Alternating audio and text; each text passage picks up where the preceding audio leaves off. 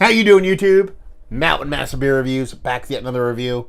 A little bit of hop forward Saisoniness in the form of Hop Butcher for the World. It's their Weirdsmobile. This is a Nelson Sauvin and Vic Secret hopped Saison style ale. 6% alcohol by volume. Hop Butcher. You guys are familiar with Hop Butcher if you watch my channel.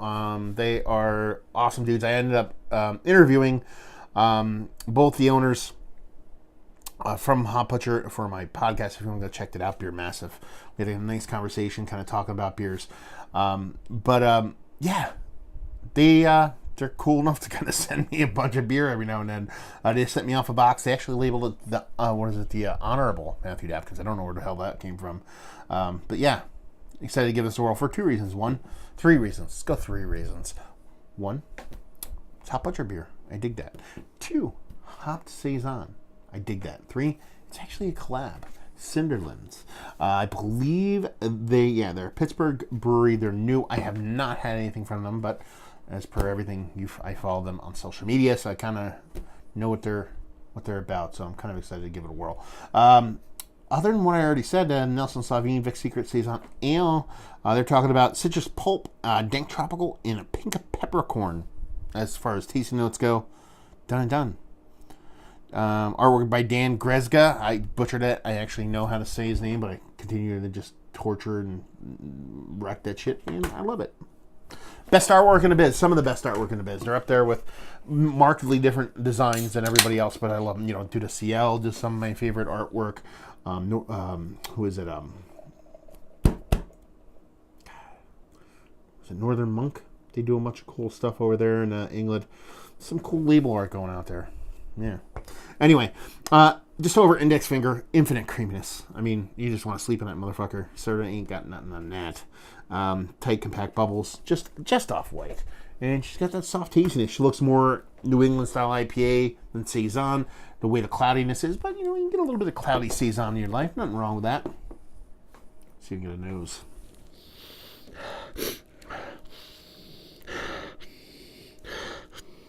Yeah. There's all kinds of fun going on in this fucker. You do get a little bit of that kind of spicy. They talked about pink peppercorn. Yeah, maybe more of a kind of a white pepper for me, but, you know, kind of pulling here. Soft pepperiness in there. That's kind of giving you that biggest portion of that kind of Saison life on top of a little bit of kind of like bubblegum vibes. I believe that's a yeasty thing. I don't believe it's coming from a hop thing. So I'm getting a soft little bubblegum in there. I'm getting a nice kind of spiciness, a little bit of that white pepper going on. Then you get the hops. I can't get away from that bubblegum now. It's just kind of in there. Bright citrus, tropical fruits. Tropical leaning, but in a candied way. That bubblegum just makes me lean in kind of a juicy fruit kind of way. Yeah, she smells nice. She smells sweet. She smells tropical. It's like, you know, a tropical fruit gum. It's juicy fruit in a good way. It smells natural, though. It doesn't smell super synthetic. You know the powder on the gum? You know what I'm saying? You're talking about you get the stick of gum, the old school stick of gum, and it had like a coating powder on it. It's like that kind of vibes as opposed to just the gum itself. You're getting gum specific, baby. Let's dive in. Cheers.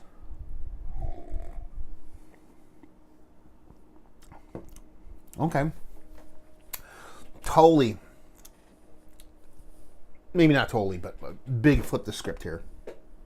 Getting a nice bittering in there. I thought it was going to be quite a bit sweeter than what it is. Getting a nice soft bittering to it. Rindy. A little bit of kind of pulling weediness. There's like a sweetness on the edge. You're still getting that bubblegum vibe. Not as crazy as you thought you'd get based off of the nose, but it's pretty fucking cool. The way the hop show, again, is tropical fruit, but it's on the edges. Like, I talk about it as void in the middle of beers. This is like the weird one where it's like to keep on a candy kind of gum kind of front. It's like the blow pops. It's like you got this kind of core with soft, powdery, fluffy kind of little bit of green, weed pulling greeniness. And you get a little bit of that kind of rindy citrus, kind of fluffy in the center of everything. On the edge, you get a bit more of that harder shell, where you're getting a bit of the kind of nice candiness to it. Not too crazy, but it's not overly sweet. It's definitely more bittering than everything, but it gives you those kind of confectionery, kind of candy vibes, and I think it's pretty fucking cool.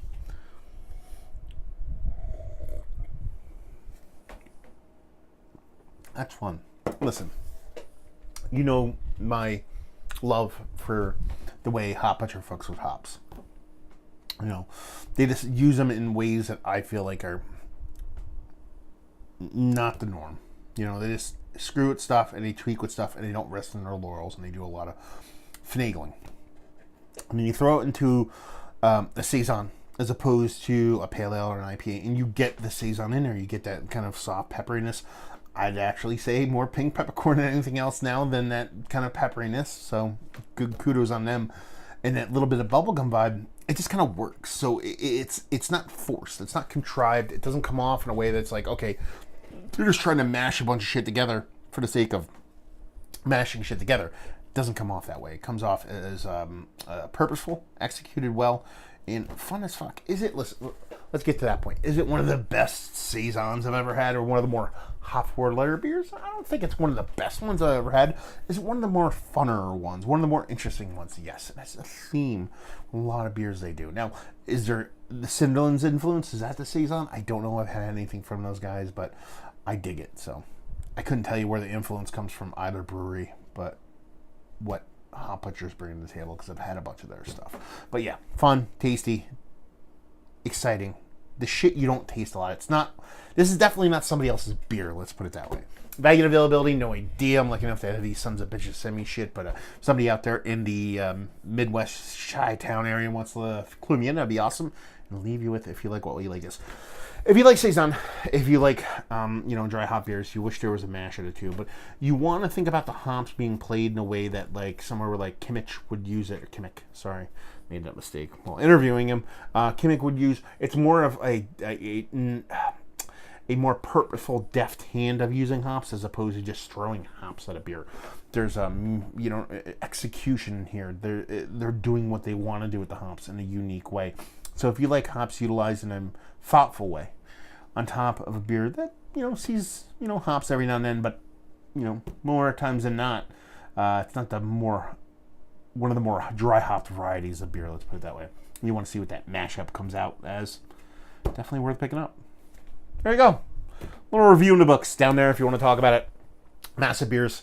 Type that into Google, see me doing the social media stuff. Beer Massive, type that into Google, see me doing the whole podcasting stuff. And hopefully you guys enjoyed the review. Hopefully enjoying a nice little dry hop Saison right now. And we'll see you next time. Cheers.